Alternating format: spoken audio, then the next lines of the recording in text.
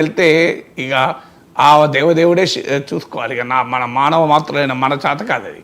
దీనిపైన మనం ఏం విశ్లేషించడానికి కూడా ఓపిక లేకుండా పరిస్థితి వచ్చేసింది. ఎందుకంటే వెంటనే మళ్ళీ కింద తిరుగుతూ అంటారు. అందువల్ల ఆ భగవంతుడు చూసుకుంటాను, వదిలేయడం ఏం చేస్తాం మనం.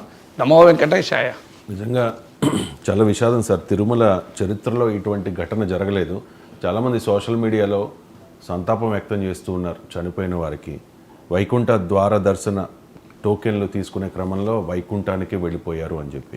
చాలా పవిత్రమైంది. ఎందుకంటే ఈ సమయంలో వైకుంఠ ద్వార దర్శనం అనేది భక్తులకు అందరికీ పవిత్రమైంది. మీరు ప్రత్యేకంగా విదేశాల్లో ఉన్న వాళ్ళకు కూడా ఇండియాకు రావడానికి ప్లాన్ చేసుకునేటప్పుడు ఈ సమయాన్ని ప్లాన్ చేసుకుంటారు. వైకుంఠ ద్వార దర్శనం, వైకుంఠ ఏకాదశి నాడు. అలాగే మీకు అందులో వైకుంఠ ఏకాదశి రోజు ఇంకా ప్రత్యేకత. దాంతోపాటు మీకు బ్రహ్మోత్సవాల సమయం. ఇవన్నీ తెలిసిన విషయాలే. ఇవాళ కొత్తగా జరుగుతలేదు కదా. వైకుంఠ ఏకాదశి కొత్తగా రాలేదు, వైకుంఠ ద్వార దర్శనం కొత్తగా లేదు, మీకు బ్రహ్మోత్సవాలు కొత్తగా జరగదు. So you can always plan it. It's not impossible. నేను అదే అంటున్నా. ఇంతకుముందు స్పేడెక్స్ మిషన్తో కంపారిజన్ అందుకే ఇచ్చాను.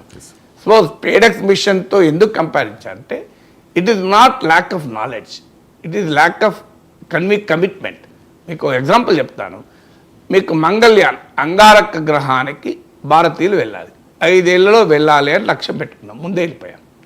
అగ్ని మిసైల్ 8,000 10,000 కిలోమీటర్ల దూరంలో ఉన్న లక్ష్యాలను ఛేదించగలిగిన ఖండాంతర క్షిపణి, అంటే ఇక్కడ నుంచి ప్రయోగిస్తే యూరోప్లో అటాక్ చేయొచ్చు. 5 ఏళ్లలో కంప్లీట్ చేయాలనుకున్న 4 ఏళ్ళలో చేశాం.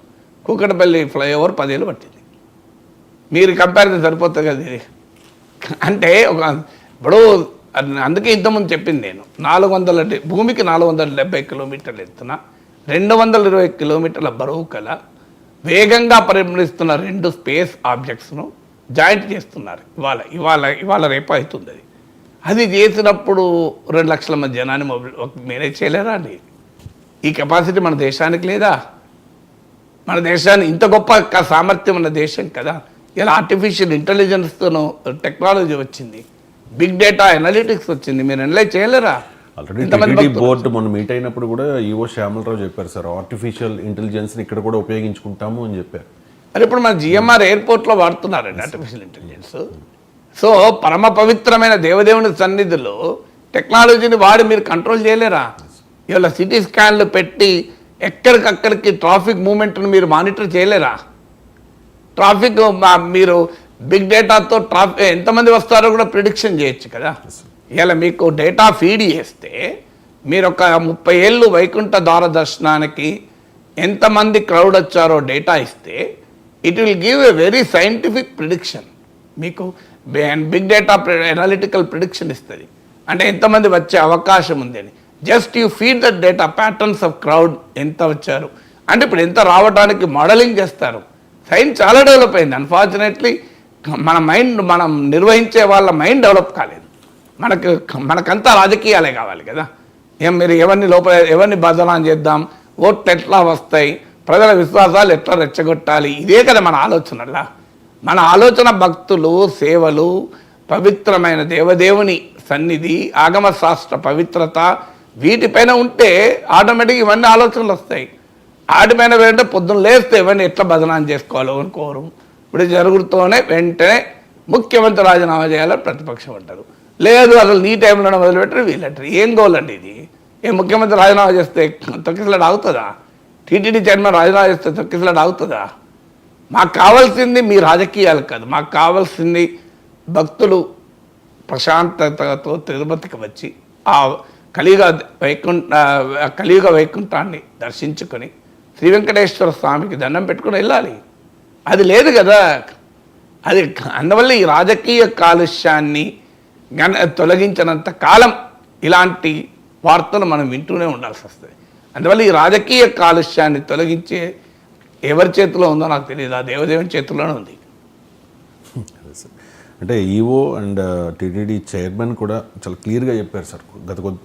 కొన్ని రోజుల ముందు ఒక ప్రెస్ మీట్ పెట్టి 7 లక్షల మందికి ఈసారి వైకుంఠ ద్వార దర్శనం కల్పిస్తాం, చరిత్రలో ఎప్పుడు లేనట్టుగా, అందుకు తగినట్టు భారీ ఏర్పాట్లు కూడా చేశాము అని చెప్పి నేను అబ్జర్వ్ చేశాను సార్. ఇక్కడ మొత్తం తిరుపతిలో 9 ప్రాంతాల్లో 90 కౌంటర్లు ఏర్పాటు చేశారు సార్. ఈ విషాద ఘటన జరిగింది బైరాగి పట్టెడ అనే కేంద్రం వద్ద. అంటే మొత్తం నిన్న 38,000 టోకెన్లు ఇస్తామని అనౌన్స్ చేశారు సార్. కానీ ఒక 2 లక్షల మందికి పైగా అక్కడికి చేరుకున్నారట సార్. అంటే అధికారులు కనీసం అంచనా వేయలేకపోయారు. ఖచ్చితంగా దీనిలో నిర్లక్ష్యం అయితే స్పష్టంగా కనిపిస్తుంది. అంటే 2022 ఇప్పుడు ఆంధ్రప్రదేశ్ కథన ప్రకారం 2022 నుంచి జరుగుతున్న తొక్కిసలాటలు కదా. నా బాధ అది. మీకు 2 ఏళ్ల ముందటి నుంచి జగన్ చేసిన పాపం వల్ల జరుగుతున్నదని తెలిసి కూడా ఆ జగన్ పాపాన్ని మీరు మార్చకపోతే ఏం చెప్పాలి మిమ్మల్ని? అంటే అదే పద్ధతిని మీరు ఎందుకు కొనసాగించారు? ఆ టోకెన్ల పద్ధతి నాకు తెలియదు. I'm not an expert.